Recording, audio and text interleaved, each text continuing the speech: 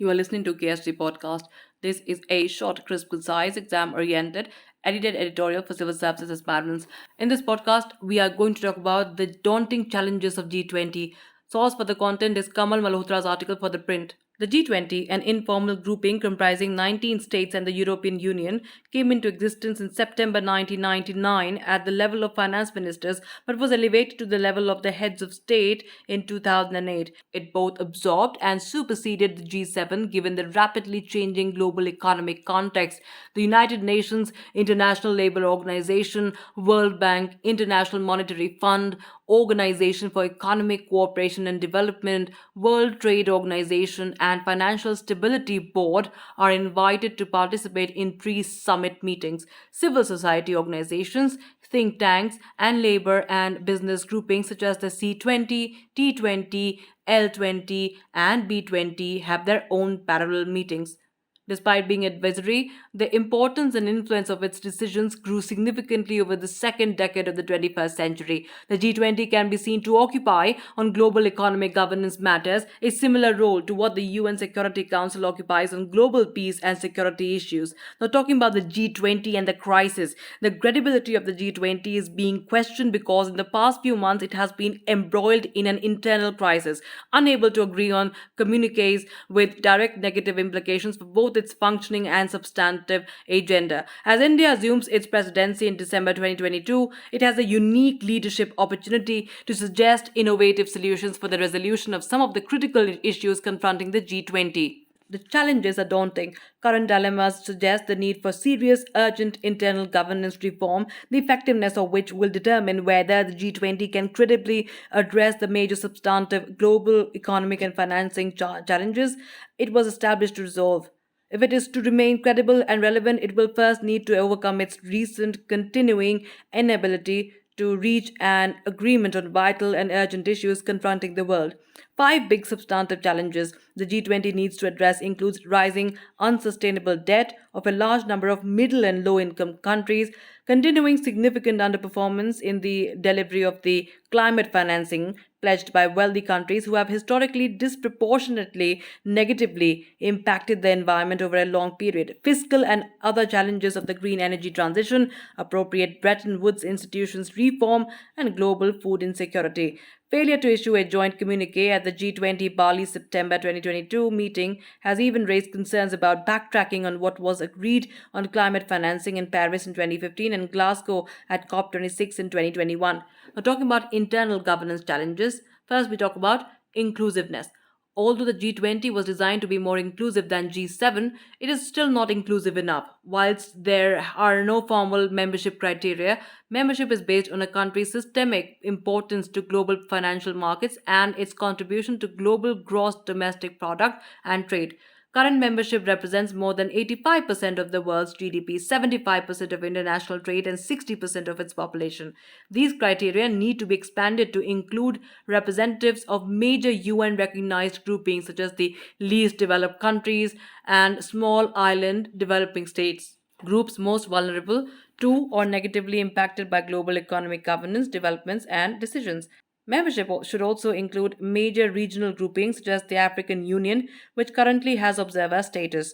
Such groupings and their members lack any real voice in global economic governance but continue to be significantly negatively impacted by global economic governance decisions and challenges not of their making.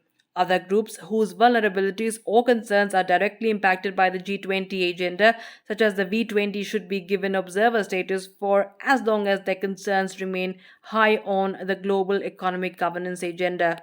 Now, talking about a code of conduct, Russia's invasion of Ukraine has highlighted the urgent need for a code of conduct for members and clear, enforceable rules that enable action against rogue members if they are breached.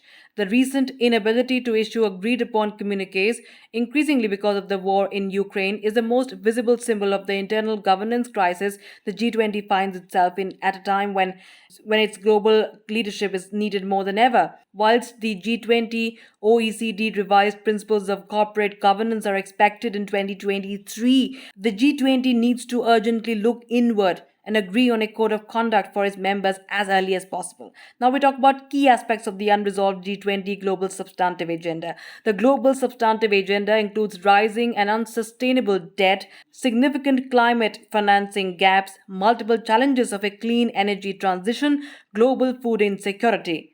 Linked are IMF reforms to ensure debt sustainability and the success of climate change action and energy transition. Now, on debt, the COVID 19 Debt Service Suspension Initiative, DSSI, designed by the Bretton Woods institutions in response to COVID 19, was far from adequate. Only 43 of 78 eligible countries participated in the initiative, which suspended 12.9 billion US dollars in debt service payments from May 2020 to December 2021. Despite G20 calls on private creditors to participate, only one did. More proactive G20 engagement with the private creditors is needed, along with appropriate incentives or disincentives to facilitate their constructive participation. This is critical because, unlike the earlier highly indebted poor country HIPC initiative, private creditors hold significant portions of current debt and there is no sustainable solution without engaging them. The G20 should also directly engage with B20 and their concerns and propose solutions, especially since they are willing to link genuine debt relief to climate change mitigation and adaptation financing. Reforming the IMF is urgent to help it to more effectively deal with the current debt crisis. The G20 is in a strong position to enable this. Particularly important in this regard is the need to immediately eliminate IMF surcharges on countries with large borrowings precisely when they cannot afford them. Now, talking about the climate financing, clear, strong, positive signals need to be given by the G20 to the COP27 in Egypt later this year, honoring, at the very least, the 2015 Paris Agreement and commitments made at COP26 in Glasgow. Clear, strong, positive signals need to be given by the G20 to the COP27 in Egypt later this year, honoring, at the very least, the 2015 Paris Agreement and commitments made at COP26 in Glasgow last year. On a clean energy transition, the G20 will need to ensure that the IMF monitors the fiscal space impacts of the decline in fossil fuel revenues on developing country economies, making the transition and help equip them to reap the benefits of the opportunities created by a clean energy economy. Now, finally, let's talk about India's 2023 presidency. India inherits a presidency full of challenges from Indonesia, including the increasing inability to agree on basic communiques as a result of the Russian invasion of Ukraine. This allows India to provide global leadership and statesmanship at a time of acute geopolitical and geoeconomic crisis. It will be called upon to provide bold and innovative solutions to the internal governance related challenges and the full substantive agenda inherited from Indonesia, in addition to showcasing its strengths, which are most relevant to the emerging global context. Now, in the context of COVID 19, climate change challenges, and the urgent need for a clean energy transition, India should highlight its global leadership in low cost vaccine technology, effective health immunization delivery on scale, generic pharmaceutical manufacturing, and solar energy. India should also demonstrate how its global leadership in digital and information technology can help facilitate solutions for global food insecurity and the other acute global economic governance challenges facing the world. Such contributions will need to be translated into tangible offerings backed by a substantial financing package for the global south, not just through the G20 but also through the IBSA forum for two important reasons. First, because the BRICS at this global conjuncture are no longer a credible or coherent grouping, especially after Russia's war in Ukraine and growing regional and global concerns about China's intentions. Second, because it is a rare global conjuncture moment